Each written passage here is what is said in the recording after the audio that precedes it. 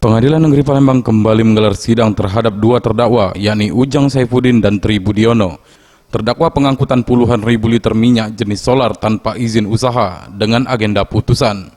Dalam amar putusan yang dibacakan Hakim Ketua yang diketuai oleh Erma Suharti, sebagaimana dalam dakwaan pertama JPU, melanggar pasal 53 huruf D Undang-Undang Republik Indonesia Nomor 22 Tahun 2001 tentang migas, junto pasal 23 Undang-Undang Republik Indonesia Nomor 22 Tahun 2001 tentang migas, mengadili dan memutuskan menjatuhkan pidana penjara kepada masing-masing terdakwa dengan pidana 1 tahun dan denda 5 juta subsidiar 3 bulan kurungan.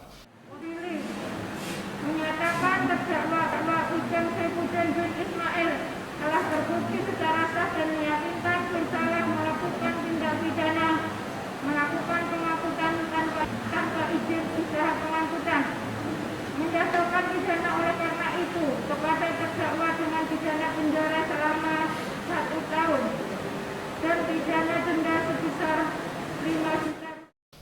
Diketahui perbuatan keduanya ditangkap oleh pihak kepolisian Polda Sumsel saat membawa 2 buah truk bermuatan solar sebanyak 10.000 liter tanpa surat izin. Menurut pengakuan terdakwa, minyak tersebut diambil dari Desa Mangunjaya, Kabupaten Muba, dari saudara Ucok yang hingga kini masih DPO, dengan memberikan uang jalan sebesar 3 juta untuk diantarkan ke Lampung. Weli AF, Sriwijaya TV.